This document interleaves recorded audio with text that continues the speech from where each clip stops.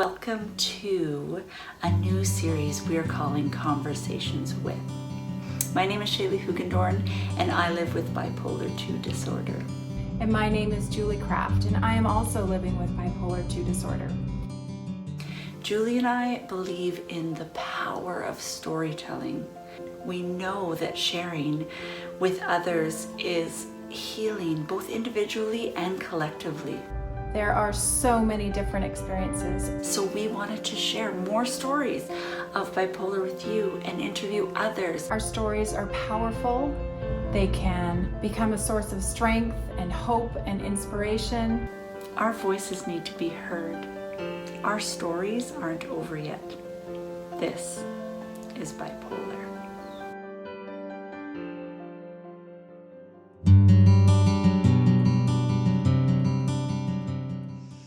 Hi everyone, welcome back to This is Bipolar Conversations with. I am so pumped today because I have Charise Jewell with me, and Charisse has been around since we started our Instagram.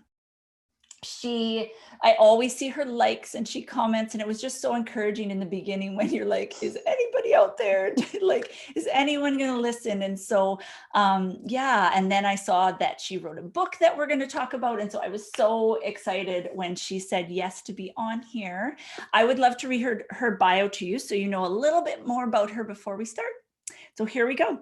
It says, a voracious reader and inspiring writer since childhood, Charise Jewell was born in Germiston, South Africa, and immigrated to Canada when she was 7 years old. She holds an honor B.Eng, which is engineer, right? Bachelor. Yeah. In mechanical engineering from McGill University in Montreal. She's smart, y'all.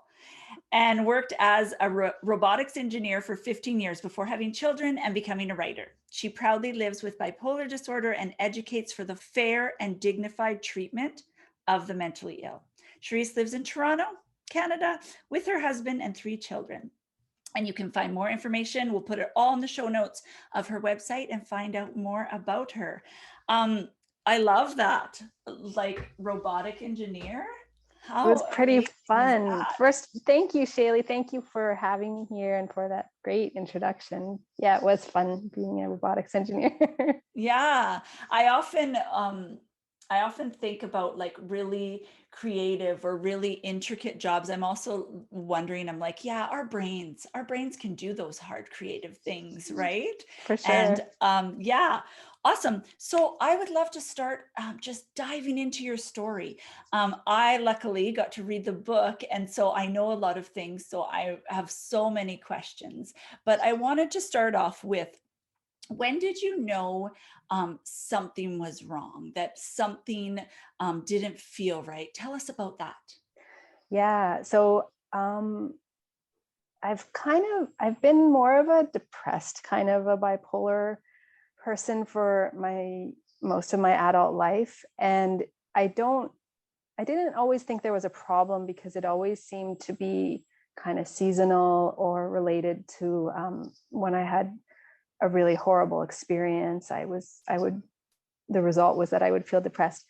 But shortly after I turned 40, I just couldn't sleep that following spring. My birthday's in December, and through winter, I'm often depressed. And then spring, I come out of it and I feel much better. But that spring in 2017, I couldn't sleep at all. And for a period of about 2 weeks, I was getting about 3 to 4 hours per night. Wow. So it was brutal. Yeah, it was awful.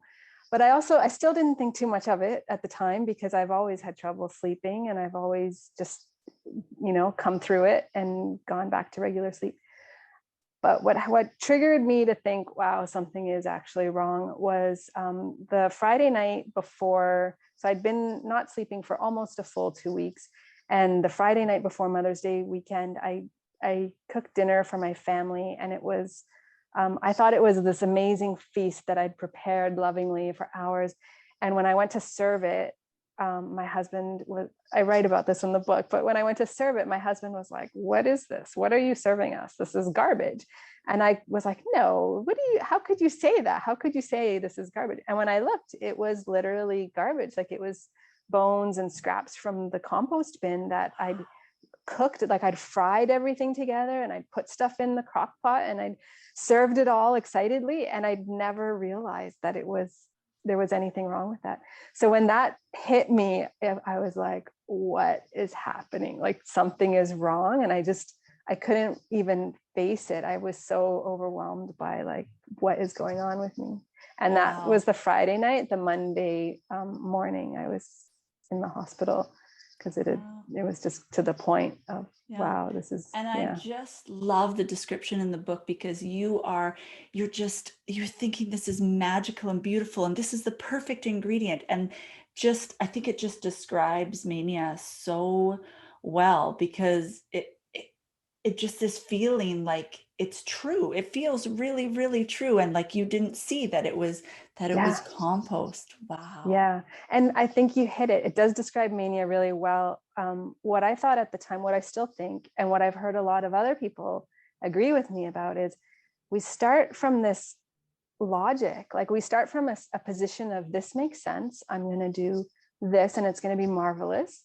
And we just run with it. And then before we know it, it's like, wait, what did I do? But it starts from a place of something that could be fantastic. And then at some point turns a little bit. Yeah. And Julie and I talk about that a lot with us, with our treatment. We take medication, and just how, even though it mutes it and luckily doesn't take it all away, but we're able to more harness our creativity, right? Whereas, like you said, it can get away with you.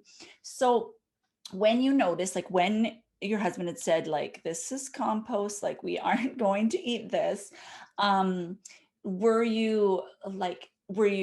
was it quite obvious to you? Were you offended? Were you like, oh, there's something really wrong? Or did you just think, oh, this is a one-off, what a silly mistake? Like, tell us what you were thinking then. Yeah, no, I was really offended, because I thought he was being very critical and insulting. And, why don't you cook dinner then if this is such garbage? Like I was very angry in the moment. And then when I realized, yes, this is bones and, like tea bags and whatever it is, I was really I was perplexed. I couldn't understand what had happened. And I felt really on the hook. Like I felt my family everybody was sitting there staring at me like, what just happened? And I had no answer. And I felt really embarrassed that I had no answer. So I made a joke. Like I said something like, oh, haha, I'm just kidding. This is just a joke dinner or something. And then I just left. I just walked away from the kitchen because I was so overwhelmed. I couldn't look at them. I knew I was going to start crying. I didn't know what to do. And I just went in the other room and sat down and just stared out the window thinking like, what is happening? What is going on? And I couldn't come up with any kind of answer. I think the best I came up with was like, I must just be tired. If I sleep, maybe I'll be okay tomorrow. Yeah. Oh, that was me. I had a 2-week same thing, not sleeping. And I just kept thinking like, oh, I'll be better if I sleep. Oh, I'll be better if I sleep. And that's what ended me up in the hospital, that I was like, I went to emerge because I was like, I literally thought, I said to my husband, if I don't sleep tonight, like, I think I will die. Mm-hmm. And I was completely serious because I just couldn't be up. And then you're up with your thoughts, right? Totally. So walk me through that. So you go to bed that night. Do you get any sleep? Same thing, like 3-4 hours. So I'd fallen into this like lovely habit of every night I would go to bed around between 11 and midnight, lie there for an hour or two, unable to sleep. And then I would get up and I would go downstairs to the basement and I would just organize. I would go through, we still had boxes from when we moved in. So I would just be organizing and unpacking and decluttering. And it was spring. So I was in that kind of mood anyway. And I would kind of work there for a good 2 or 3 hours before, and I just have my music playing. Like it was wonderful. It felt like this productive chunk of time in the night where I could get this stuff finally done. And then I'd eventually fall asleep around 3 or 4, and I'd wake up around 6 or 7. And so that Friday night, it was the same thing. I tried the same going to bed. It didn't work. So I went and just worked on whatever boxes needed unpacking. And then eventually I fell asleep. We were traveling to Edmonton. So at that point we were living in Calgary in Alberta. So on the Saturday morning, we were traveling to Edmonton for the day. And my husband was like, I don't know if we should be going to Edmonton. And I just like, I was just so in denial. I blew it off like, no, it's fine. I slept okay. I'll sleep. I thought that was okay at the time. I feel fine. Let's just go. And so we did. We went to Edmonton, and I'm terrible in hotels anyway. So we were staying just the one night in Edmonton, and I can never sleep. So I didn't sleep at all that night, the Saturday night. Yeah. And then Sunday was Mother's Day. So that is, a day of celebration and euphoria if you're a mother. And so it was for us, my family woke up in the hotel, and I was desperate to leave Edmonton because I'd been lying in bed all night with racing thoughts because I couldn't go down to my basement to just deal with whatever distraction. So we went home, and through that day, I didn't do anything really out of sorts. It was the same kind of creative mood I was very artistic at the time. Anything I wanted to create, I just had to create right in the moment. And I was building these little like statues everywhere with my kids' toys, like with Lego or whatever small pieces that were so whimsical, and I found them so entertaining. So I was just doing these things that delighted me through the day and being treated like a queen. So who wouldn't be in a good mood, right? And then same thing that night, I didn't sleep much. I did my usual unpacking routine. And the next day my husband stayed home from work, and it just spiraled once he was home and could actually see how I was behaving through the day. And by that point, my speech had become very erratic, and I couldn't stop talking. I was blurting out all my ideas too quickly. And so then that's when he took me to the hospital. Yeah. And then did you feel, do you get frustrated when people don't keep up, or you getting like that? Yeah.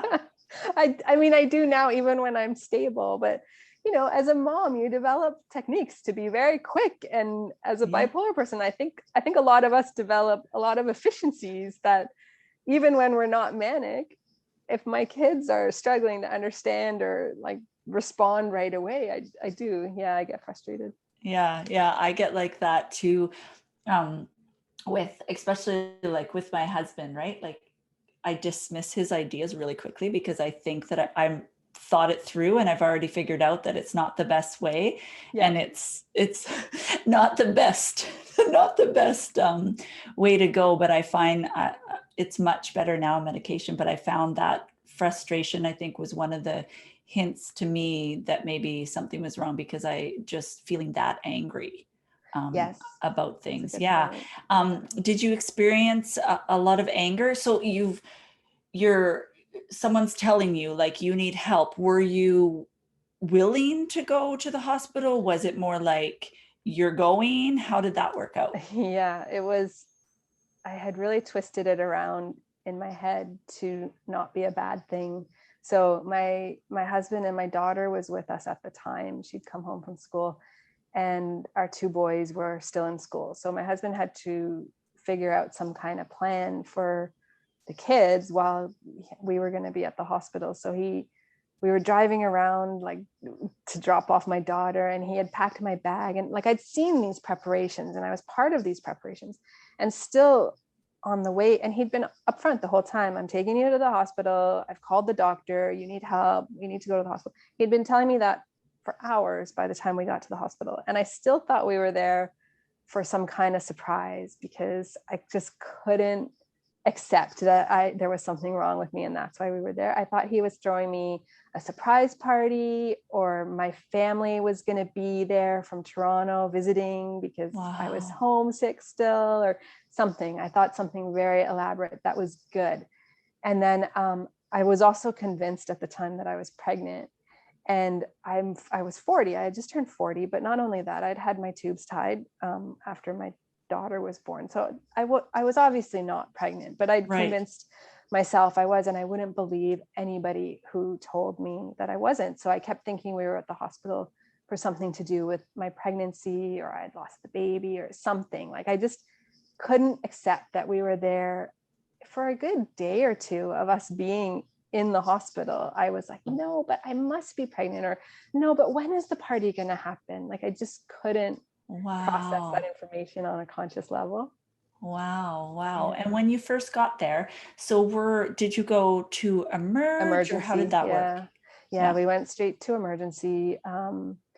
And I wasn't angry at that point. I don't know that I wouldn't say I was angry through my first manic episode. I was angry in my second manic episode, but the first one, I was frustrated or irritable because I felt like, okay, enough is enough. Like, when is this party going to happen? Like, I Yeah. got things to do. Like, I want to see my Oh, family if they're here. Like, why are you keeping me waiting? But I wasn't angry, but I kept feeling like I was able to predict the future. And so in conversation with whoever I was talking to, the triage nurse or the admitting nurse, or whoever, the psychiatrist even, I kept thinking I could tell what their secrets were based on something, their body language or a certain way they spoke or words they said.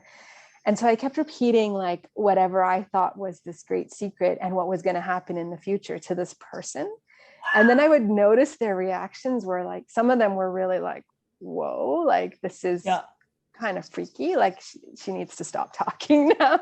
And I just kept doing it. Like that's what I was doing kind of to entertain myself, because I still had all my racing thoughts and I couldn't get everything out fast enough. And I was so bored, like waiting for whatever good thing was going to happen, that I was trying to just, I guess, entertain myself. Wow. Wow. And so that probably wasn't, they weren't able to figure out what it was. And so do you think that them seeing the racing thoughts or predicting the future, or I can really relate to the not so much predicting the future, but thinking that I know best, or that I remember I thought there were two people in my complex, and one was a really good friend that I went to teaching school with, and then another was like this really like good looking single guy. And I remember just before I went to the hospital, like I went to her house and I sat her down and I was like, this is your person. Like we should go over there right now. And I was convinced that I was going to get them this lovely life or whatever. And I was so intense about it. Yeah, so I can relate to that. So Wow, did then, anything happen between them though? no, no, I don't even know. No, it didn't. But It yeah, didn't. it's so strong, that feeling. It's so like, this is absolutely correct and Yeah, they need to know. And yeah. yeah. And it feels, I don't know about you, but when it feels urgent, like Mm-hmm. I need to do this immediately. Like, Mm-hmm. and that I don't like, I wouldn't think of the exact thing that would happen, but things were going to fall apart if I didn't Mm-hmm. tell that person immediately. And like you said, with the talking, you can't, like I sometimes I could, almost be like, just stop. And I couldn't. If I didn't, Mm-hmm. it felt almost physically painful to not say the thing. Mm-hmm. And then Yeah. that for me became a test when I was hypomanic, Yeah. and I was concerned and becoming paranoid and worried that I was going to go full blown manic again. It became a test of, can I stop myself from talking? And if I could, then okay, I'm all right. Then I'm not that far Wow. gone. Yeah. Yeah, yeah. So that's kind of a hint to you. Okay. Yeah. I want to hear what happened next after. So you're in Emerge and then you're telling people things, you're predicting the future, you're waiting for your party. What's going on? Yeah. So we stayed like that we stayed in Emerge overnight, the Monday night, because there wasn't a bed available on the ward. My psychiatrist had come in, and right away there were two psychiatrists who assessed me, and right away they both said, yes, she's manic, this is suggestive of bipolar disorder.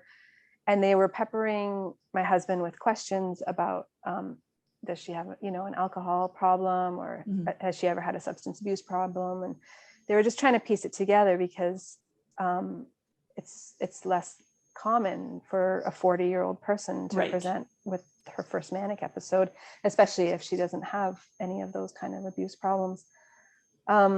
So right away they knew, though. They did all their tests. My husband said, he told me the next day they had taken me for an MRI in the middle of the night, the Monday night. But by that point, they'd been giving me some medication. So I was asleep, and I completely slept through this MRI. I don't remember it at all. Yeah. And the next day, there was a bed available on the ward. So they transferred me to the ward. And at that point, I was like, why am I here? Like, I thought we were here for a party. Like, I was still really in denial. For days, I was in denial, even after I'd been in the ward for 2 or 3 days. And I was just slightly starting to come down from my mania because I was taking like antipsychotics, and they put me on lithium right away, which I'm still on lithium. And so I started coming out like ever so slowly. And so even days into being on the ward, I was still asking any new nurse who came on the floor, like, are you sure I'm not pregnant? I feel like there's something they're not telling me. Like, can you please check my chart? And it was just so, I couldn't accept it. It was just so overwhelming to me. Wow. Wow. Yeah. And when you were thinking that, like, did you feel mostly confused, or did you feel like you said, like they're holding back, or like angry at what's going on, or mostly just confused? I was mostly confused. I was angry with my husband, from time to time, especially the meeting we had. I had a meeting with my nurse and my psychiatrist, like early on in the first few days. And it was when my psychiatrist told me that I would have bipolar 1. And I was still really like out of it. So I was like, why is my husband not here? Like, he should be here for this. So then I was angry with him, and he was angry with them because he had told them, don't tell her that news without me being here. Right. And they just done it anyway because they're busy and they had to work around their schedules. And so there were a lot of miscommunications. So every time there was a miscommunication with one of the nurses, it would frustrate me. And then I would often take it out on my husband because, well, I would yell at the nurses too, because I felt just like I was being ganged up on. And I did feel like they were keeping things from me. There are even things like there was a sign this was actually the second time I was hospitalized, but there was a sign behind the desk that said, today is Wednesday, or whatever day it said. It always said that no matter what the day was. And there was one clock right at the nurse's station, and we had to give over our phones when we arrived. Right. We weren't allowed to have our phones. So I was so disoriented because I never knew what day it was. And this sign always told me it was Wednesday. And I would have to go and check the nurse's station to see what the time was on the clock. And it was just all these little things that added up to miscommunication and misunderstanding. And it just made me more frustrated and confused. Wow. I was so confused. Yeah. And you're already kind of trying to show, hey, I'm okay.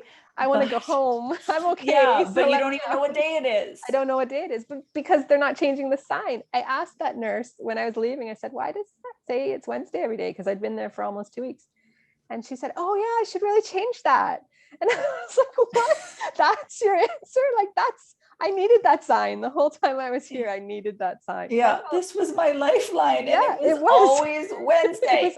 It was always wrong. Yeah. Oh, and so at that time, were you sleeping like at night, getting a regular sleep schedule, or was it like, did you sleep some in the day? Like, do you remember what the days kind of looked like? Yeah, the days were, most days my husband came when he could, and he would take me. Once I'd been there a few days, I was allowed to go walk around the hospital. I was allowed to leave the ward. I wasn't at first, but when he would come, it was like very pleasant because I would have his company. And if we went off ward, then I was allowed my phone because he could bring my phone for me. But if I was just in the ward, there was group therapy, which it wasn't like how, TV group therapy is, like in a circle. Like, we never sat in a circle and just talked. It was always, we had some kind of activity. Okay. I really enjoyed group therapy. There was one day we did like gardening, and there was one day we did a drumming circle, and there was we would go for walks a lot as a group around the outside grounds of the hospital. Wow. And and the best day was there was a YMCA in the hospital, so they had a rock climbing wall, and we went as a group for group therapy. We went down and we would work out sometimes, and this one day we did the rock climbing wall, and it was just spectacular. So we would do that. That was a really good part of my hospital experience. Other things we could do, like they had a lot of things, activity centers where we could do arts and crafts, or there was a TV and lots of movies and some video games for anyone who wanted to do that. Yeah, I didn't sleep in the day. I'm not a good napper, so I don't typically go and lie down to nap. I started to work out like once I could. There was an exercise bike on the floor that I would use because I wasn't allowed to go to the YMCA unsupervised. Right. And then I would try to read, but I couldn't read. I'm a voracious reader and I've Yeah. always loved reading. But so that was a really sad thing for me when I was manic, was that I couldn't concentrate or focus long enough to read a paragraph, let Yeah. alone a book. So Yeah. I I'm couldn't read. same as you. And it's so frustrating because I So want to. frustrating. What I do now, when if I get somewhat hypomanic, or I can't like finish a show, like I can't finish things, or I get that. I started reading magazines because Oh, it was okay. smart, like That short is a good articles. And idea. then now, like on Facebook or Right. whatever, you can read like articles, because I couldn't get through. Like I'd read the same page like a Yeah. 100 times, and I'm like, okay, Yeah. this is not working. Yeah. No. And it's supposed to be something that makes you feel good, and it would just make me more frustrated. Yeah. Yeah. I spent a lot of time journaling in the hospital.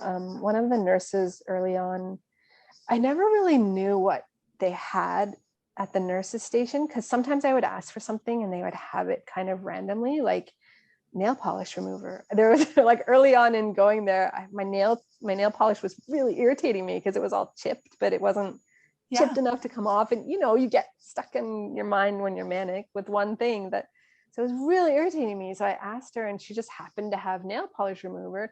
And then other times I would ask for kind of basic things like Vaseline or something that they wouldn't have or wouldn't have readily available. But anyhow, they had journals. Like one time I went and asked, do you have any kind of like something that's bound? Because they had lots of free paper that Yeah. I wanted like a lined, and she gave me this nice journal. So I kept writing my thoughts in there, and I would do little doodles and sketches and stuff, and that was helpful. And then the day I was leaving, I was packing up my stuff, and one of the other patients saw my journal and was like, where did you get that? I didn't know they have journals. Like, these are things we can use. Yeah. Yeah. Yeah. And that's such a good coping mechanism. And what, like, I didn't go to the hospital. I went to this short stay. I could go in and out, or treatment. It was almost like just to watch me go off the one med that made me manic and go on the new one. So it was basically like that. So it was very different than a psych ward, but I wish that I had like a journal. I couldn't sit down long enough. And actually, to this day, like writing journaling stresses me out. Like I Oh, like, really? what's the best thing to be writing? Should I get it out? Da, da, da, da. How long am I going to do this? Like I just can't. But if I do like verbal journaling, or I talk to a friend, or whatever, and I can do microblogging, like in that I can sit down and write like a long Instagram post, right? Yeah. But I just, journaling for journaling's sake, I can't do. And I'm so envious of people. And I so wish I had that. And then now, like, I'll have like this amazing conversation with someone and have like a light bulb moment. And then I'm like, it's not down on paper. Like, I can't go back to it. And I wonder, there Yeah, was that's, one I point never in, thought of that. That's a yeah, really good aspect of I journaling. know, I wish I could, but I've gotten to a point, I used to beat myself up, like, what's wrong with you? You can't even journal. I can't color either. Like, I just get I get anxious. Much Really? less now that when like that I'm medicated, but yeah, I can now. But before, it was just like this whole, like, when is it going to get done? Am I going to sit here the Yeah. whole time? What color? This doesn't look good. Da, da, da. Do you Yeah. know what I mean? I totally know what you mean. So when I'm manic, Yeah. coloring is very relaxing for me. It's like, okay, I just have to do this part. And then if I want to keep going, I'll keep going. And if I don't, I don't. But it's very calming. When I'm Nice. stable, coloring, I'm just like that. I'm Yeah. sitting there thinking, okay, how long am I doing this for? Like, I don't see the point in doing this. Why am I here? Like, what? I gotta go cook dinner. Like, this is not working. Yeah. Yeah. I Yeah. remember scrapbooking. I was so inspired, and I I don't know if I felt like I was going on a holiday. Maybe like you, I was trying to convince myself, but I like packed my whole, like, back when scrapbooking was cool, like this whole suitcase of, like, I'm on this, going on this vacation, right? Because I had littles, like my kids were like Yeah. 3 and 5. So this was actually like a break, not a great break, No, and but more like a better than the grocery breakdown. store. Yeah. But I remember when I showed my friend later, I remember it was like wacky. I had family pictures, but then I had like my brother was lying down. I was like, he was sad and we didn't know. And it was like weird and wacky. So Wow. I'm curious, when you look back on your journals, is it kind of like the very first time you look back, like, was it scary or weird or Yeah, embarrassing, or what were your feelings about it? it was scary and weird and embarrassing. It was all of those All things. above. Yes, because I didn't look at them for some time, and I wrote about this in the book too, because once I was finally like, okay, I need to figure out what I need to do to be stable. I need to work on my recovery. Like, I have to face the journals. I couldn't like put off looking at them any longer. And I had been writing in them through that whole period when I wasn't sleeping. So they were progressively more and more like kind of disturbed looking in terms of Yeah. my writing. That a lot of, by the time I was hospitalized, all of my journals were a mix of words and symbols, because it was just not efficient to keep writing anymore. I had to get everything out as fast as I could. And so it's like a little shorthand that only I understood at the time. And I can understand snippets of it now, but other things I'm like, wow, like what was I thinking when I did Wow. these? So when I first looked at it, I was very like horrified that this had been how my mind worked. And then it Wow. progresses through the hospital, like my hospital journal. Then I'm coming out of that. So at first there's a lot of sketching that's kind of all over the place. And then it's kind of calmer sketching and more words introduced, and then more writing about my feelings. And it's more descriptive. Like my journaling at the time, it was very descriptive of exactly what had been happening. Like, well, the Okay. doctor said this to me, and then Ernie told me this, and then I was supposed to be like, it was just very much like, this is exactly what happened. And so I don't understand because, and I would write down like whatever I was feeling as a result. And I found that really helpful, because on the one hand, I was documenting things that I was like, I don't want to forget, because I do have a lot of Black moments from that time period. I don't want to forget what they said. And I don't want to forget even my response, because like if my doctor had told me something that I would want to discuss with my husband later, I sometimes would forget what I wanted to discuss with my husband about what my doctor said, that I didn't want my doctor to know necessarily, because Right. he was watching for, all signs of me being Yeah. non-compliant or whatever. I didn't feel comfortable discussing it in front of him, but then I'd forget what it was. And then I felt even more frustrated at myself that I'd forgotten. So I'd write everything down kind of matter of factly. And also my feelings were also kind of matter of fact. So then looking at my journals, then progressing through that, Yeah. it's like you really see it. Like it's just Oh, so wow. obvious. That's so fascinating. And I know you put some pictures in your book too. So Mhm. I just found that so fascinating. So how long were you in the hospital? So 2 weeks was for the first time. Yeah, it was, I think to the day, it was exactly 2 weeks. And then I was, um, I'm trying to remember, it seems so long ago. At the time it was so vivid, and Yeah. now it's kind of, that just whatever. But yeah, the 2 weeks went really quickly. And Yeah. although at the time I was day to day, when am I going home? I kept asking my doctor, like, I want to Yeah. go home. And Yeah. so I was allowed to be released to his care. So he was supposed to be with me constantly to make sure I was Oh, wow. doing Yeah. everything properly, kind of on an ongoing basis. It was very vague.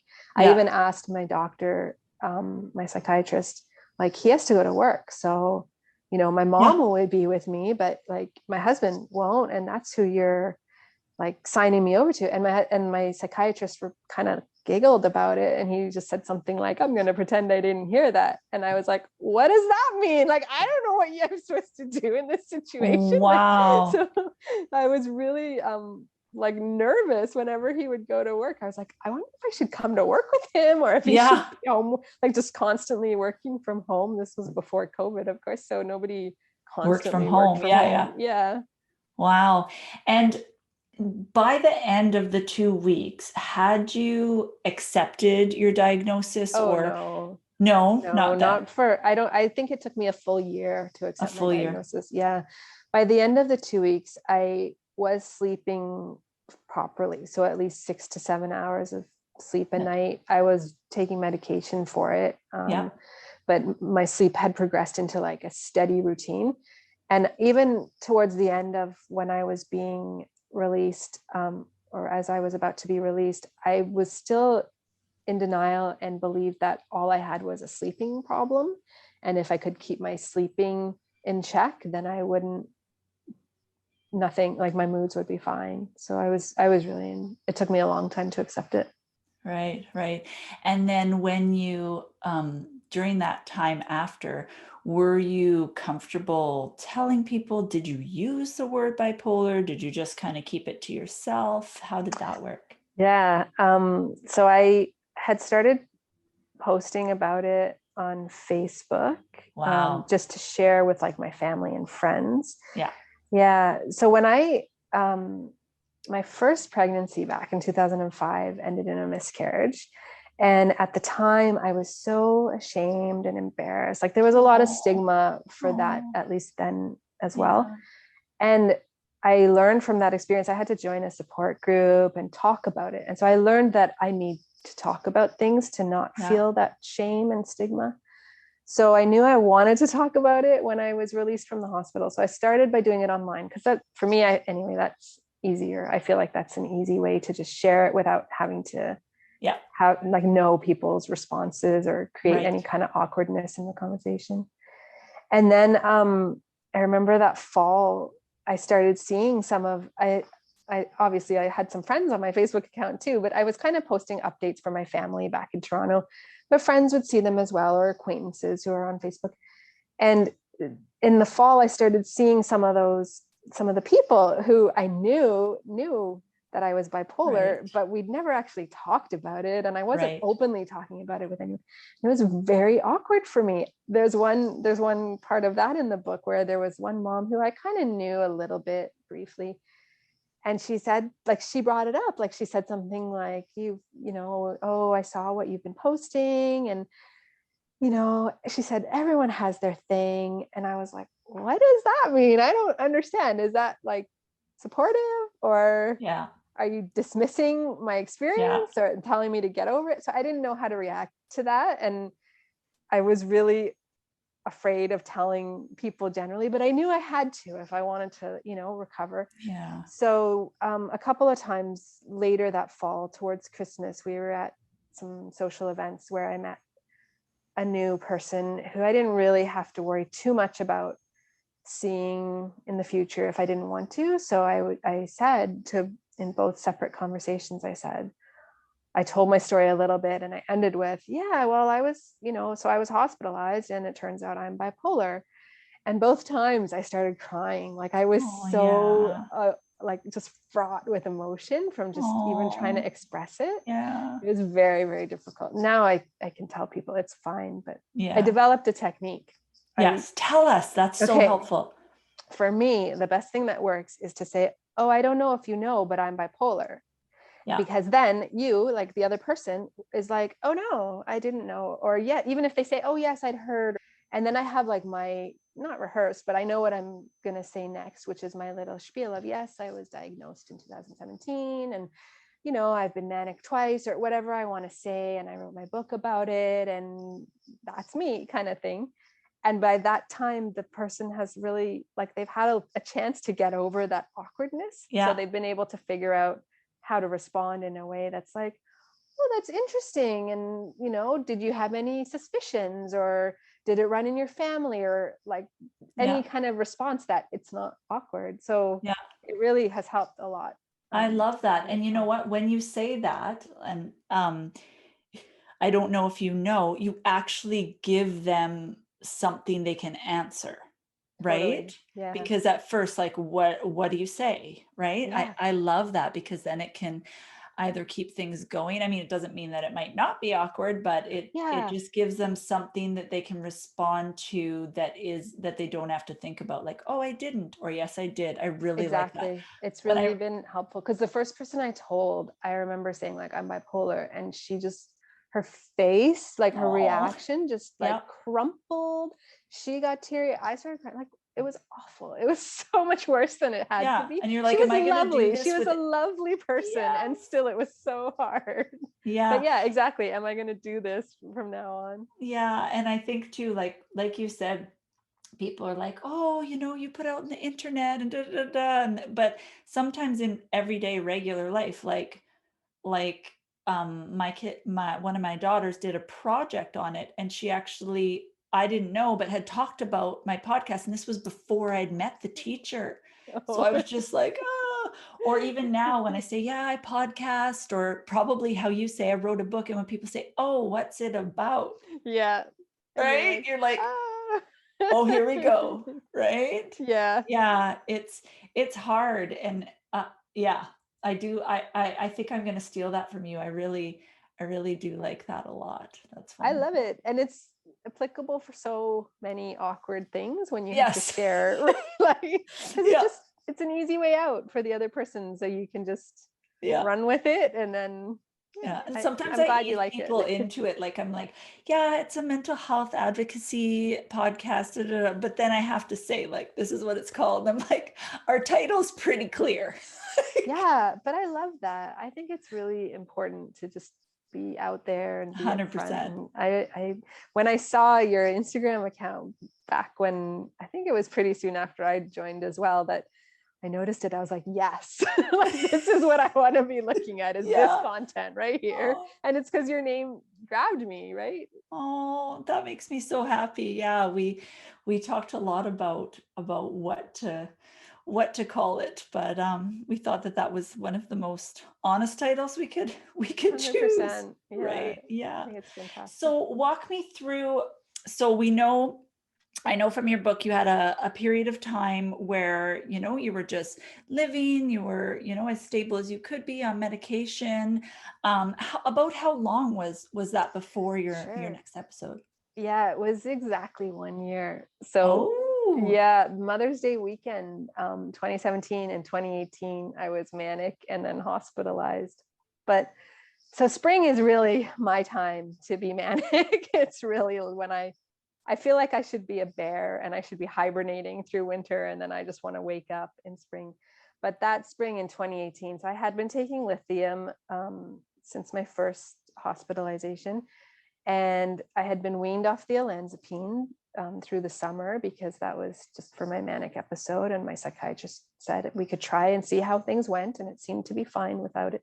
So I was still taking the lithium, but my psychiatrist and I had talked about, in May at the 1 year mark, I want to try wean off the lithium, because for me, I was still in denial, not necessarily that I was bipolar. I kind of thought, okay, whatever. I mean, I'm sensitive, I'm bipolar. Like these are just two labels, so fine. But yeah. To me, I thought I lived 40 years without lithium. I don't need lithium for the rest of my life, like my psychiatrist told me I did. So, but he'd agreed, yes, we'll wean off of it. And then I can't really remember what I was thinking, but in April, like 1 month shy of the 1 year mark of having his supervision, and I decided to reduce it myself. I just didn't want to wait 1 more month. I guess I was maybe already starting to feel a little confident, or maybe a little hypomanic.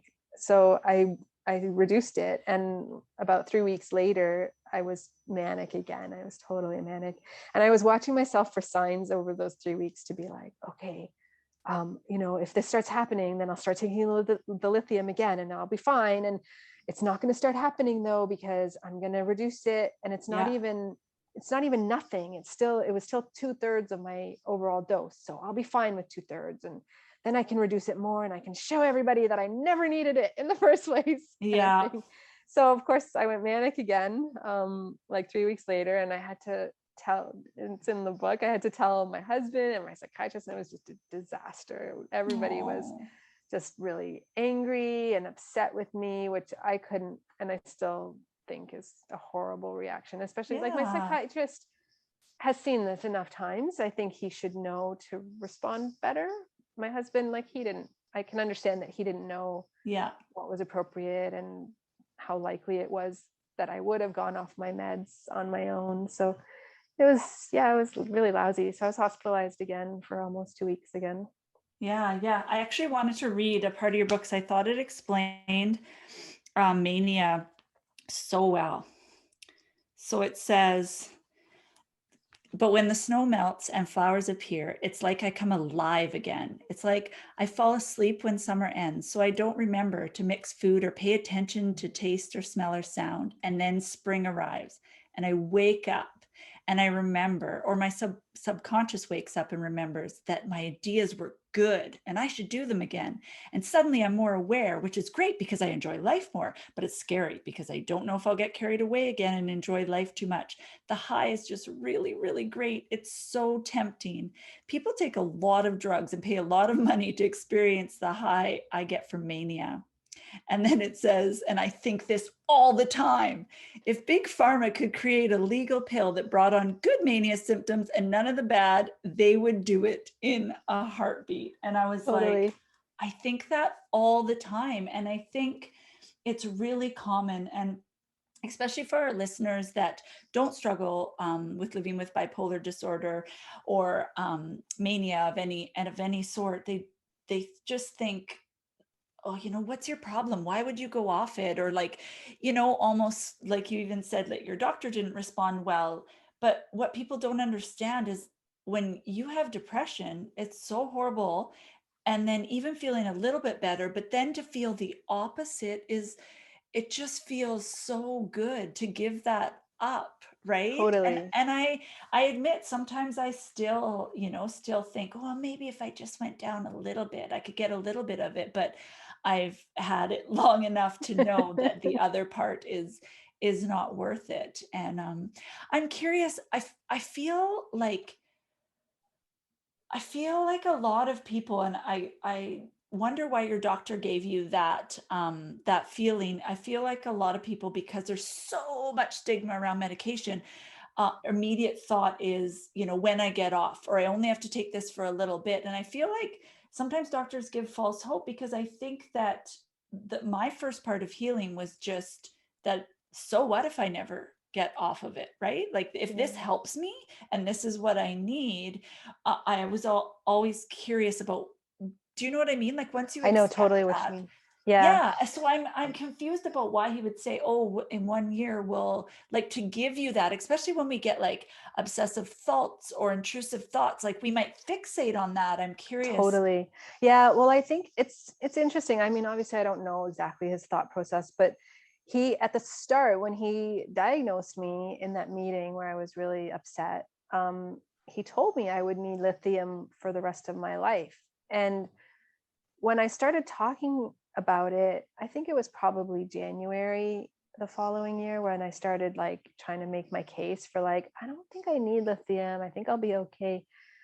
I think it was maybe a combination of, so he really, as you know from my book, he really liked my husband. Like Yes. it used to frustrate me so much, their Yes. buddy relationship. But I think he thought maybe my support was good enough that we could try it and just see how it went. And maybe I wouldn't need it. Maybe I'd be okay.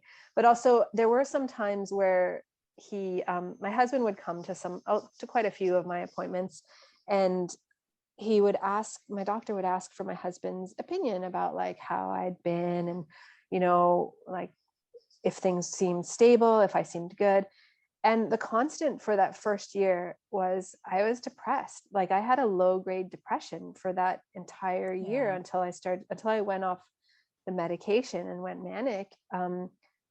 It was just like everything about me was numb. I had no Oh, yeah. creativity. I had no drive. Wasn't even that interested. Like, of course, I was still, looking after my children, but I wasn't really even that interested in doing things with them or going to school assemblies or performances or whatever. I had this low grade depression. And then through fall, it dipped even lower. Yeah. So when my husband was talking with my psychiatrist, he was like, she's not great. Like, she's not terrible, Yeah. but she's not herself, that's for sure. Yeah. And maybe that came into play a little bit, that like, Right. well, if she's not doing, like, if she's depressed, then we can see. I think his idea was just, she wants it so much, we'll just Yeah. try it out and Yeah. then see where we go. Yeah. And But that was so dramatic for you, just that little bit that it kicked you right back in. And I think that Totally. that's really important for our listeners to hear, like, please do it under supervision if you are going to, Yes. because any little thing, and it's very hard to come back from, right? Like once you 100%. Well, start. so once I was in it, I was in it. Like I was manic in a heartbeat and I was hospitalized and everybody was angry and I was angry and it was just bad. But the good thing that came out of that was the, like your attitude of, okay, this is the medication I need. As soon as I was released from hospital, I was like, okay, so I'm on lithium the rest of my life. That's fine. Like, let's move Yeah. on. And so then I was able to have my acceptance and figure out how Yeah. to be stable and move on. Yeah. Because often we think the first time, like, oh, that was a fluke, or do you know what Exactly. I mean? And I'm so not when it really happens again, you're bipolar. like, okay, this is my life and Yes, I need to this is what manage I this. do, and it's not the end of the world. Wow. Wow. One of the other things that kind of a common theme through your book, and it just reminded me of the stigma. And there was one part that I wanted to read, and just about how whenever you were, in doctors' meetings or even within the hospital, and without always this sense of monitoring yourself, right? And always this sense of, well, if my husband said it, that would be totally fine. But because people know and are monitoring me, everything I say, like, am I speaking too fast? Did that make sense? Like, you were just always so, that part just broke my heart, that it was always, yeah, just the monitoring. And I feel that even now, right? It's like, no, maybe I'm just excited about this, or Totally. maybe I'm just sad. Like, what people I don't think understand is we're not always depressed or manic, right? Yeah. I mean, some people are a little more, I can't speak to everyone's experience, but there's a big chunks where it's just like hum-de-dum, right? Yeah. And I think Yeah. that's why it takes a long time to get diagnosed. Yeah. And yeah, but in here it says, so it's, you're thinking about your husband and you're in this meeting, you're like, he has issues too, like just like everybody, but there's no stigma attached to them, nor is anyone watching and judging his every move. He's not a freak show like me. He hasn't been pigeonholed as unbalanced, incompetent, violent, or dangerous. I found that really powerful, because those are the big labels that get stuck to us, right? And you said there's so much misinformation and ignorance to overcome before society is no longer afraid of people like me. Oh, is willing to believe people like me, is willing to help people like me. This fight is daunting, but I can work slowly, one person at a time, starting with my husband. And then it just says, just not tonight, because you were, Worn out. that appointment. And I just found that so powerful and so, so true. And I think that's why I do what I do. And it sounds like from your book, that's why you speak up, right? You don't want Yeah, other people to feel that way. totally. Thanks, Shaley. I'm glad that had such an impact on you and Oh, the other part as well. yeah, I love that. And I loved how honest you were about that, because I sometimes get like that even now, like and a lot of times I get like, oh, you're so lucky to have your husband or whatever, just like he's so perfect to put up with me. And I'm just like, I know. one, I'm pretty awesome. Yeah. And two, like, yeah, like you said, they have issues, Yeah, right? totally. But I agree. I do still feel that, not to the same extent now, because I feel I have better confidence now than when I was first diagnosed. But I do still feel like I need to be on guard with what I say around certain people. And Yeah. for a while, he doesn't anymore, but my husband would kind of, he'd use the, like, are you sure? Are you maybe overreacting? Ooh, Like, yes.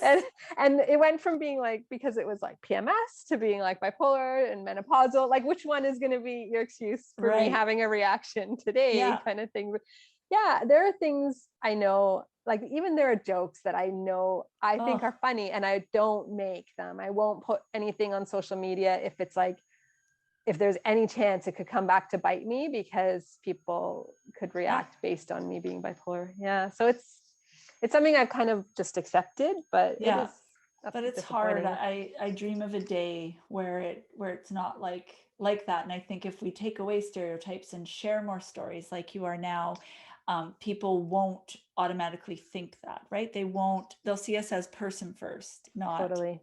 illness first. And so, yeah, before we wrap up, I wanted to ask you something. what was there something beautiful or wonderful, or what was the best thing that someone said or did for you during this time? Yeah, I have a great one.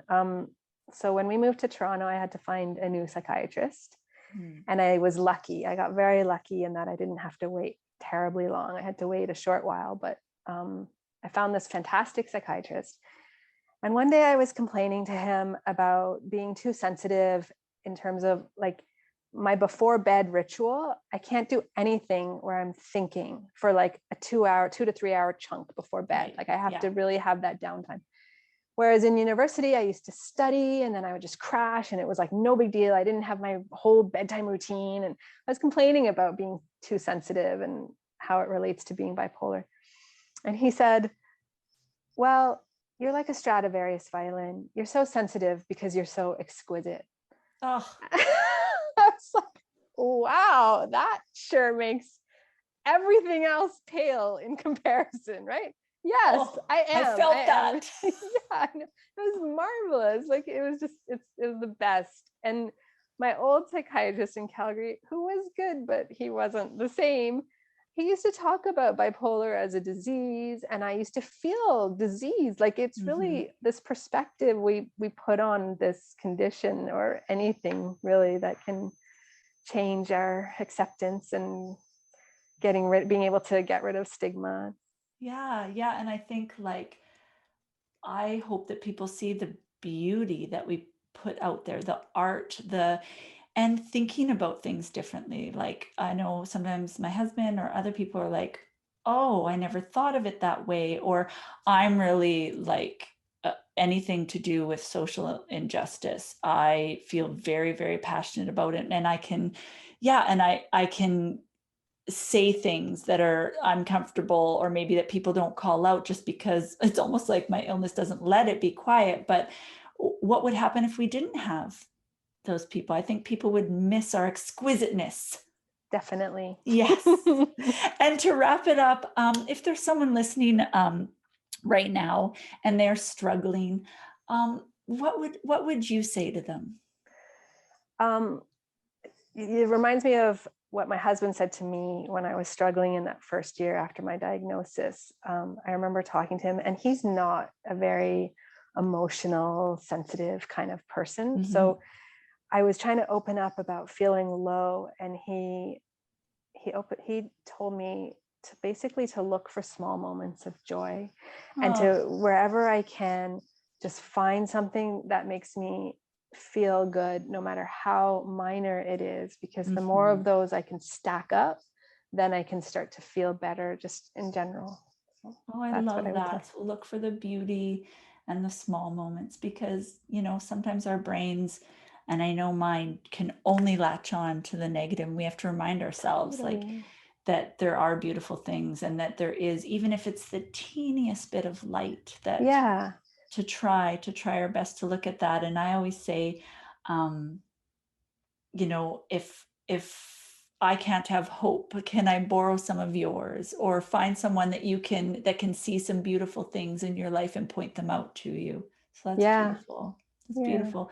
Well, thank you so much. Thank you, Shaley. Your voice is just so powerful and so compassionate and beautiful. And everyone needs to run and buy your book. It's called Crazy Mom Gone Memoir of a Mom Gone Mad.